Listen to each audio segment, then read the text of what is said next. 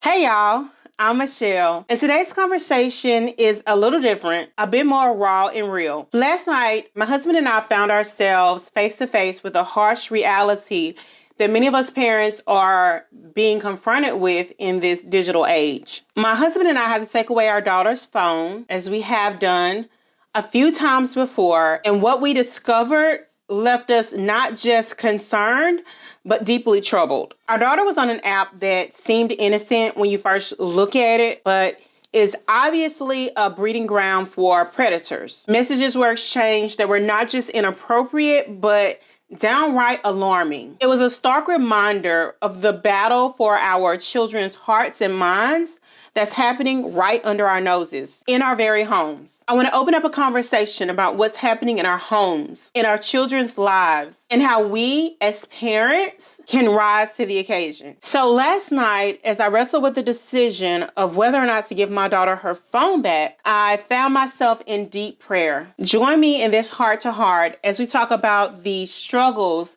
that our children are dealing with every day. We're going to talk about the pervasive influence of the world and how we as parents have virtually three choices when it comes to the next steps we get to take. And we're going to explore some practical steps that will teach us how to better mold our children into the on fire for God leaders they are called to be. Before we dive in, make sure to hit that subscribe button if any of this interests you. Leave a comment down below about any struggles that you have dealt with. We're in this together and your voice matters. Let's jump into the conversation. So it was just a regular evening at our house when my husband took my daughter's phone. He had said that he was going to take it because my daughter was not completing her chores the way she was supposed to. It was really her own fault. I'm not the type of parent to constantly check my daughter's phone, not because I don't want to, but because it's so tedious, going through every app, checking everything. And I think my daughter knows that. I think my kids in general know that I'm not the parent that just wants to just tower over them. Even though I will come through now. Now, I'll come through when you least expect it, but I'm just not going to do it all the time. Well, it just so happens my husband, he had already said that he would take her phone if she continued to not do her chores. I even warned her and told her that he had been talking about that. Usually, I'm the one to take the phone. Well, this time it was him. He took the phone after she, I think, went 2 days without doing her chores. He took the phone. And then the next morning, he brought the phone to me and said, I think you need to look at these messages from such and such. He actually said a name. And at first, I thought he was talking about on his phone. And I was just like, oh, I'm tired. I don't feel like dealing with that. I'm trying to wake up. And he said, no, I think you want to look at the messages from such and such. So I said, okay. That's not like him to repeat something like that. So I said, okay. And I saw that it was my daughter's phone. As I scrolled through the messages, my heart sank with every inappropriate message that was sent and received. Now, it wasn't the worst that it could be. It could have been worse. The person on the other end, I'm going to say person on the other end because I don't know who this person was. It could have been a 65-year-old man on the other end of that conversation. I really don't know. But the messages that I saw were a stark wake-up call for me. I had no clue that it had gotten that bad. My daughter is a straight-A student, has been since she's started school in preschool. I mean, she's been top of the line with her scores, with her grades. It's, no matter how smart your children are, they still have young minds. They're still immature. They still can't make the right decisions. Y'all, I was so mad. I was so upset that morning. It was like 5 a.m. going on 6 a.m. I was so upset that she had given these strangers her number that I called a couple of the guys that she was talking to. And a couple of them answered. And I was just like, look, you need to lose my daughter's phone number right now. Y'all, I wasn't playing. And I went in there and told her, I said, you must don't know your mama. You must don't know your mama. I said, because if I find out that any of these guys on here are over 18, baby, we got a problem. We got a problem, baby. But with these apps, it's really hard to tell who they are.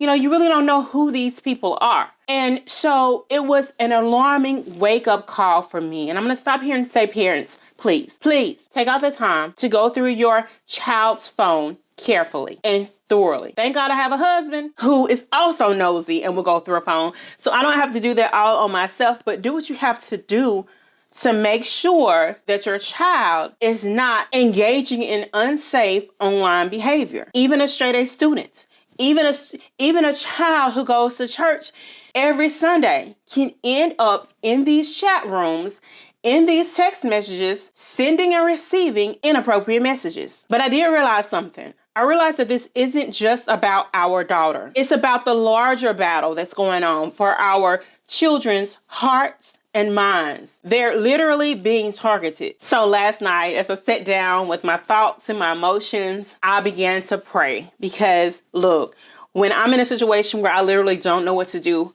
that's what I end up doing. I end up praying every single time because there's nothing new under the sun for God. He knows, he understands, he sees. And I just began to talk to God about, Lord, what should I do? I feel this way. I feel that way. I don't know what to do. I'm all out of sorts. What should I do, Lord? And the Lord just began to have this conversation with me where he just laid out a plan for me, where he just laid out some areas where I can do better with my children. Even though I grew up in the church, there are a lot of things that I don't do with my children that I know I should be doing regularly. And he just began to lay out this plan for me, give me these words, this conversation he had. It was so fulfilling. It was so life-giving that by this morning when I woke up, I knew I had to write it down. Like I said, Lord, please just bring me those words back. The words that you gave me last night, please bring them back because I know that this is a word that I need to give to your people. And so that is what this video is going to be about the words that the Lord gave to me in this very, I don't even have the words, y'all. This very uneasy situation for me. I'll say that. So I've scrolled through social media a good bit. And I've noticed something over the last few years with this agenda, this obvious agenda that society has going on where they are targeting our children. It is so obvious, y'all. But with it, what I've seen are literally one of two camps, usually. Usually I'll see either a parent is frustrated and angry at the system, and all I see is screaming and yelling on social media about how upset and mad they are that society has gotten to this point. And they're yelling for a good reason. I understand it completely. And then you have this other segment of parents who are just complacent. It almost seems like they don't even care. They don't even realize what's happening. But it could just be that they're so overwhelmed with everything that's happening and how quickly it's happening that they're just stuck in one place. They don't know what to do. But in the midst of all of this, what I sense is a call to rise up. And I sense that because that is part of the words that the Lord gave to me, is that it is time to rise up.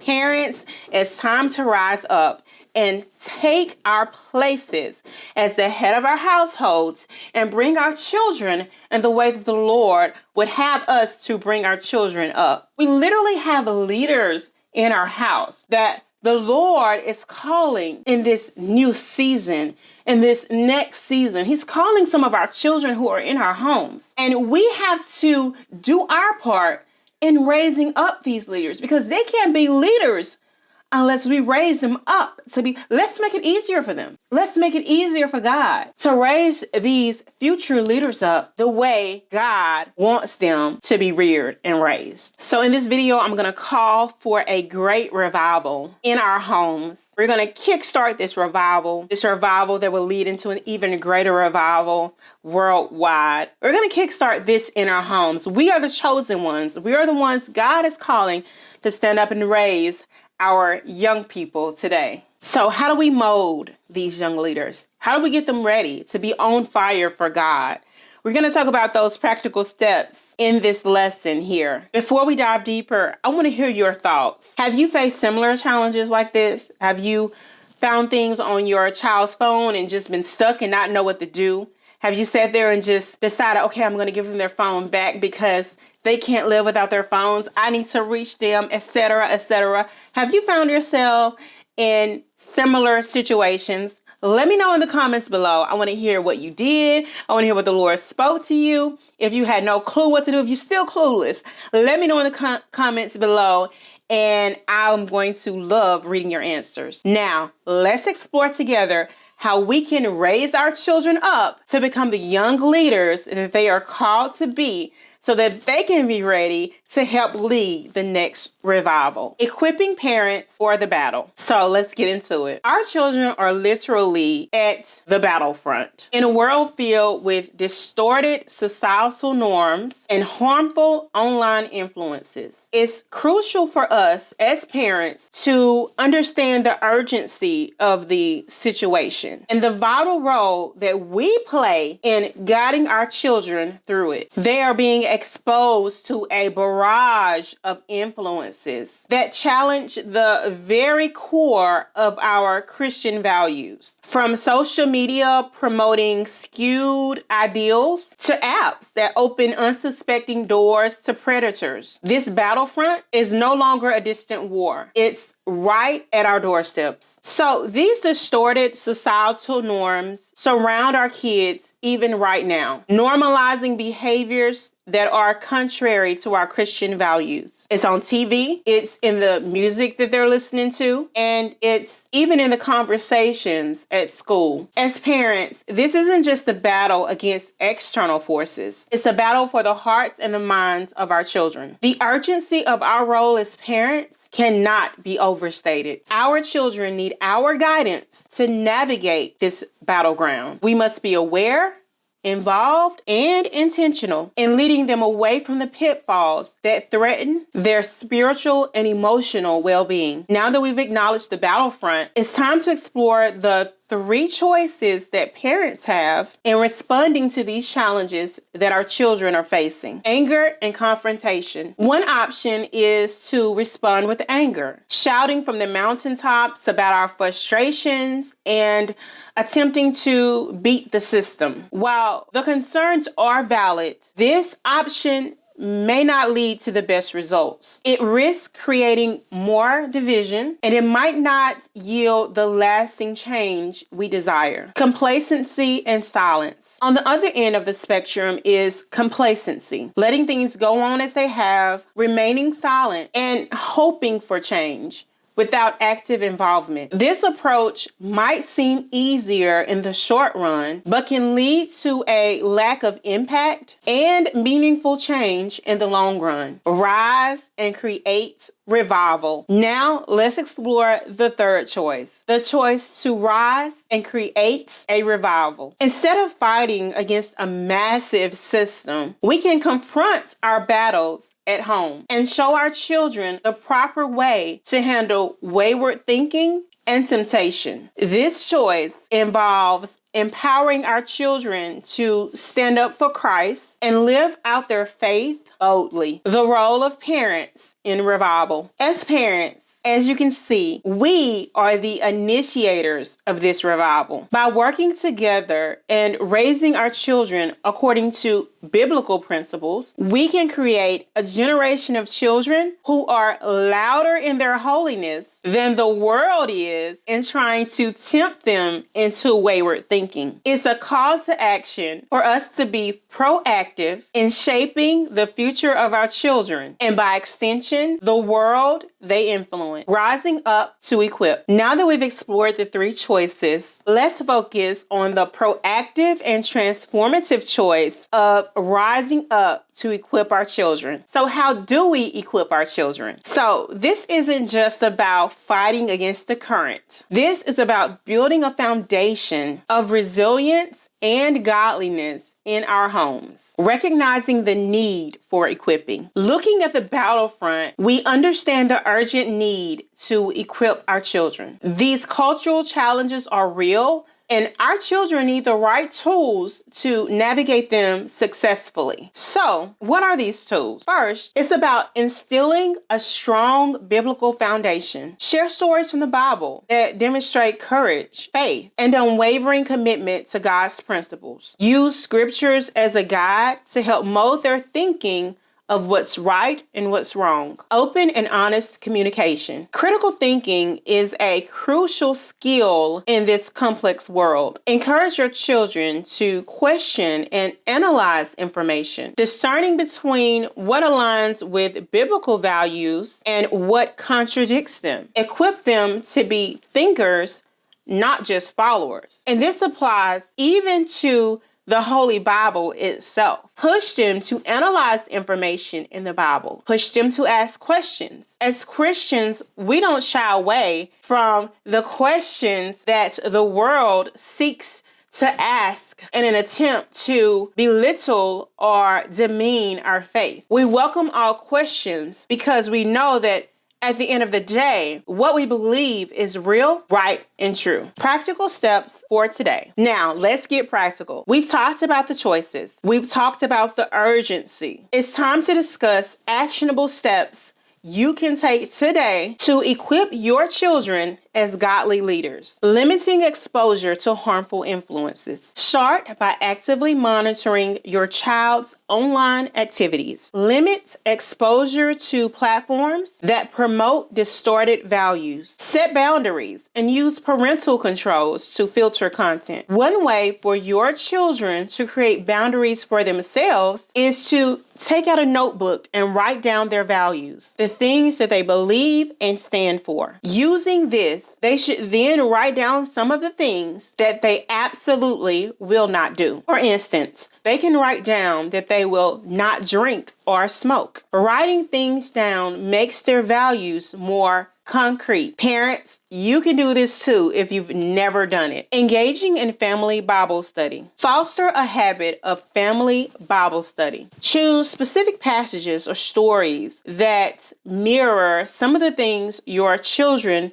could be facing. This not only strengthens their faith, but it provides practical guidance. Encouraging peer accountability. Encourage your children to build friendships with people who share similar values. Emphasize the importance of accountability and mutual support in living out their faith. Modeling godly behavior. Children learn best by observing. Model godly behavior in your daily life, demonstrating patience, kindness, and humility, among many others. Your actions speak louder than words. Praying together as a family. Finally, make prayer a central part of your routine. Pray together, not just for personal needs, but for the challenges your children may face outside the home. Prayer unites and strengthens, leading the next revival. Now we're going to discuss not just equipping our children for today, but empowering them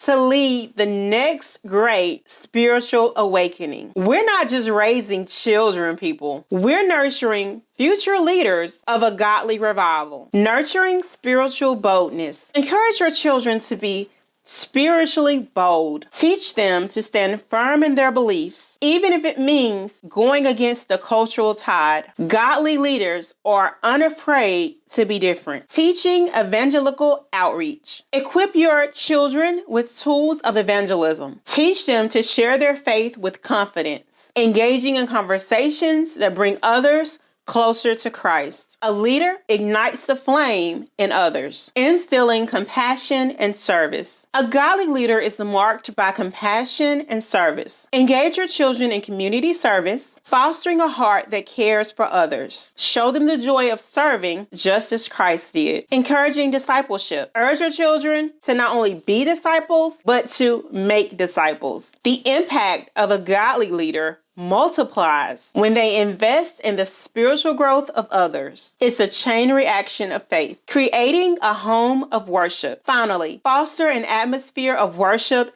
at home. Let your children experience the joy of worshiping God. If you are one who speaks in tongues, let that be a normal thing for your children to hear the glory of God in the atmosphere. A home that reveres God becomes a breeding ground for future leaders. Implementing teachings today. Now that we've discussed the vision for the future, let's talk about practical steps you can take today to implement these teachings. The key is not just to equip, but to apply these principles in your daily parenting journey. Building open communication. Establish an environment of open communication with your child. Make each of them feel safe to share their thoughts, questions, and struggles. This is the foundation of a strong parent-child relationship. Incorporating family devotions. Bring the teachings of Christ into your home with regular family devotions. This creates a shared spiritual experience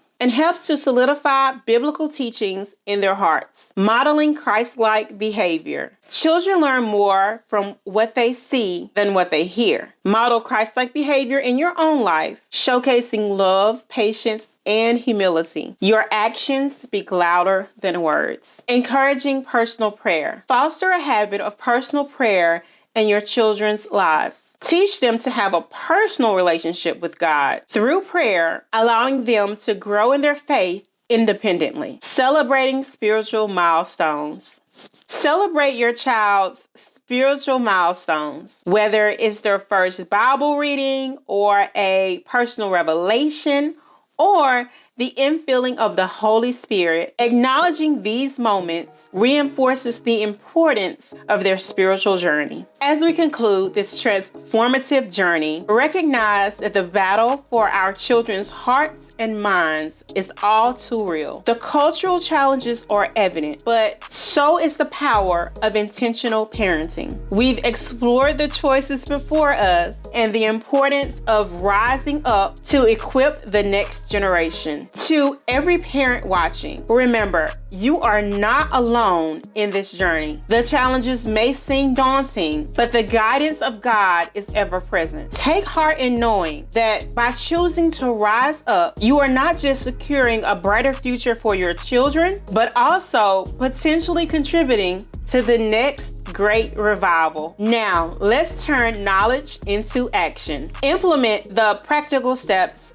we've discussed today. Build open lines of communication with your children. Incorporate family devotions. Model Christ-like behavior. Encourage personal prayer. And celebrate spiritual milestones. Share your experiences and insights in the comments below. This will help us to create a community of support and encouragement. Thank you so much for investing your time in this crucial conversation. Like I said, these were words that the Lord gave me in prayer last night, and I myself have yet to incorporate many of the things that I laid out today. I have a lot of work to do. There are a lot of things that I've discussed that I do not do on a regular basis, but the Lord has confronted me and let me know that these are things that I can incorporate into my daily routine to have better outcomes when dealing with my